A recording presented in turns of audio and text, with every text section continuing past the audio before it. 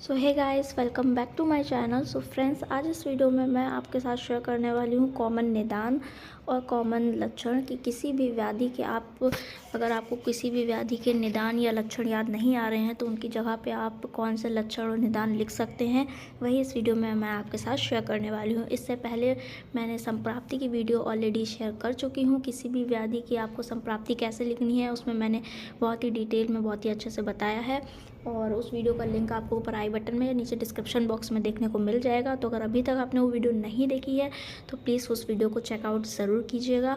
और फ्रेंड्स, चलिए हम लोग इस वीडियो को स्टार्ट करते हैं। सो फ्रेंड्स, सबसे पहले हम लोग देखते हैं कि हमें कॉमन निदान कैसे लिखने होते हैं। तो उसके लिए हमें निदान को हम लोग दोष की कैटेगरी में बांट देंगे, यानी कि वातज निदान, पित्तज निदान और कफज निदान। ठीक है, तो सबसे पहले हम लोग वातज निदान में जो कॉमन हमारे आते हैं वो कुछ इस तरह से हो जाएगा।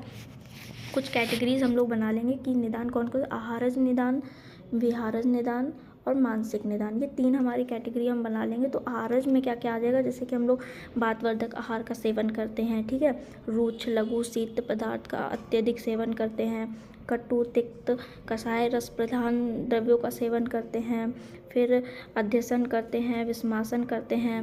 तो ये सब हमारे किस चीज़ में आ जाएंगे, वातज निदान में। उसके बाद फिर हमें जो करना है, आ जाएंगे हम लोग विहारज में। तो विहारज में क्या करते हैं, हम लोग अत्यधिक व्यायाम करते हैं, अति मार्ग गमन करते हैं, रात्रि जागरण करेंगे, उपवास करेंगे, लंघन करेंगे। तो ये सारे हमारे विहारज में आ जाएंगे। ठीक है, उसके बाद हमारा आता है मानसिक निदान। तो मानसिक में हमारा चिंता, शोक, भय, लोभ, ये सारा हमारा मानसिक निदान में आ जाएगा। तो ये पूरा हमारा कंप्लीट हो गया वातज निदान। तो अगर हमें पहले कैटेगरी में क्या लिखना है कि वातज निदान, तो हम वातज निदान को तीन कैटेगरी में हमने कर दिया है, आहारज, विहारज और मानसिक। ठीक है, उसके अंदर के पॉइंट मैंने आपको बता दिए हैं, आपको सिंपली एट इट इज़ ऐसा ही लिखना है। ये कॉमन निदान होते हैं, दोष के हिसाब से मैंने आपको बता दिए हैं। उसके बाद सेम टू सेम आपको जैसा हमने वातज निदान में किया था वैसे ही आहारज, विहारज और मानसिक निदान हम लोग पित्त में भी करेंगे। ठीक है, उसमें पित्त में क्या हो जाएगा, बात में क्या था कि वातवर्धक आहार विहार थे, तो पित्त में क्या हो जाएगा, पित्तवर्धक आहार विहार हो जाएगा।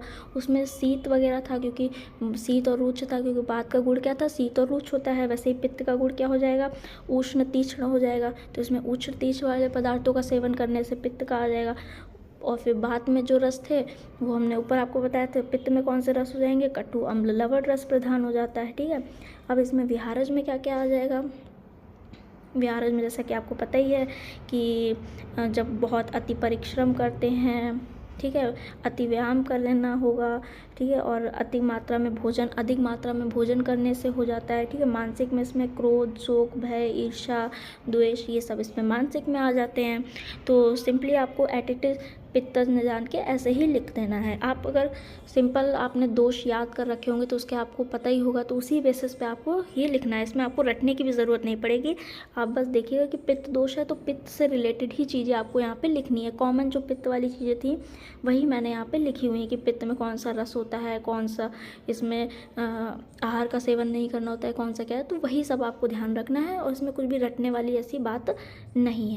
तो कफ की अगर हम लोग बात करें तो अगेन हमें कफ में भी एट इट इज़ वैसे ही करना है जैसा हमने बात और पित्त में किया था, आहारज, विहारज और मानसिक, तीन कैटेगरी में कर देना है। फिर कफ में अगेन जैसा बात में वातवर्धक था, पित्त में पित्तवर्धक था, वैसे कफ में कफवर्धक हो जाएगा। और इसके गुण क्या होते हैं, गुरु हो जाएगा, शीत हो जाएगा, स्निग्ध हो जाएगा। तो इन सब पदार्थों का अधिक सेवन करने से हो जाता है। इसमें रस कौन कौन से प्रदान होंगे, जैसे कि मधुर, अम्ल, लवण रस प्रधान द्रव्यों का अधिक सेवन करना। ठीक है, फिर उसमें हो जाएगा आलस्य करना, सुख आसन पर बैठे रहना, ये सब इसके विहारज में आ जाएगा। ठीक है, अधिक मात्रा में भोजन करना, ठीक है, दिवा स्वप्न करना, ये सब इसका विहारज में आ जाएगा।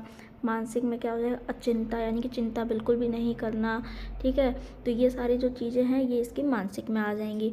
तो ये जो मैंने आपको बता दिया ये हो जाएगा कफन निदान। तो आप सीधा सिंपल एक कि कोई भी आपको एग्ज़ाम में डिजीज़ आई है या कोई भी व्याधि आई है, आपको उसके निदान नहीं याद आ रहे हैं तो आपको सिंपली बस ऐसे ही लिखना है।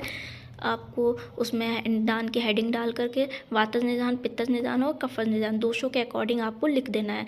जैसे कि आपने देखा ही होगा उसमें दिया होता है, तो इसी टाइप से आपको पॉइंट वाइज लिखना है। अगर पॉइंट वाइज लिखेंगे तो आपको नंबर भी बहुत ज़्यादा अच्छे मिलते हैं थ्योरी में एज़ कम्पेयर टू थ्योरी से लिखने से अच्छा है कि आप पॉइंट वाइज चीज़ों को लिखिए। तो ऐसे ही बिल्कुल आप पॉइंट 1 पॉइंट 2 डाल करके लिखिएगा और काफ़ी अच्छे नंबर आपको मिलेंगे। उसके बाद चलिए अब हम लोग देखते हैं कि कॉमन लक्षण हमें क्या क्या लिखने हैं। तो कॉमन लक्षण भी हम लोग ने जैसे कि अभी निदान में हमने वातज पित्तज कफज 3 दोषों के हिसाब से बांटा था, वैसे ही हम लोग लक्षण भी वात पित्त कफ के हिसाब से ही देखेंगे।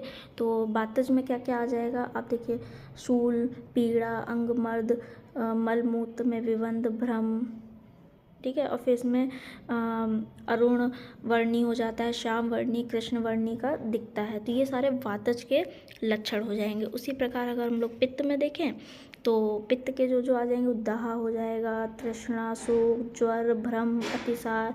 और इसमें पित्त में पीत वर्णी हो जाता है, नील वर्णी, हरित वर्णी का दिखता है। तो ये कुछ कॉमन पित्त के निदान हो लक्षण हो जाते हैं। वैसे ही अगर हम लोग देखें तो फ्रेंड्स अब हम लोग देखते हैं कि कॉमन कफ के लक्षण क्या क्या आपको देखने को मिल जाते हैं। तो कफ में मेन क्या क्या आ जाता है, कफ का जो लक्षण है सबसे ज़्यादा गुरुत्व है, यानी कि भारीपन है। तो उसमें गौरव आ जाएगा, अरुचि, निंद्रा, तंद्रा, भ्रम, अग्निमंद हो जाती है, ठीक है। श्वेत वर्णी दिखता है, वो पिच्छिल हो जाता है, स्निग्ध हो जाता है। तो ये सारे जो हैं ये सारे आपको कफज के लक्षण देखने को मिल जाते हैं। आपको सिंपली जो जो आपने फर्स्ट ईयर में दोष पढ़े हुए थे उन्हीं के अकॉर्डिंग उनके लक्षण और निदान यहाँ पे मैंने मेंशन किए हैं। अगर आपको इनमें और भी बहुत से पॉइंट आप ऐड कर सकते हैं, अगर आपको याद हैं तो आप और भी पॉइंट इसमें ऐड कर सकते हैं। मैंने तो कुछ लिमिटेड पॉइंट ही ऐड करे हैं, इसमें कुछ भी याद करने जैसा नहीं है। आप सिंपली दोषों को अच्छे से समझ के और ईजिली लिख सकते हैं। सो फ्रेंड्स, ये थी हमारी आज की वीडियो। आई होप ये वीडियो आपको पसंद आई होगी। इस वीडियो में मैंने आपको कॉमन निदान और कॉमन लक्षण कैसे लिखने हैं, किसी भी डिजीज़ का अगर आप एग्ज़ाम में आ जाता है, आपको उसके लक्षण या निदान नहीं याद आ रहे हैं तो उनकी जगह पे आप क्या चीज़ें ऐड कर सकते हैं वो मैंने आपको बता दिया है। और वीडियो पसंद आया तो वीडियो को एक लाइक ज़रूर कर दीजिएगा। टिल देन मिलते हैं हम हमारी ऐसे ही नेक्स्ट इन्फॉर्मेटिव वीडियोज़ के साथ। तब तक के लिए बाय गाइस, टेक केयर।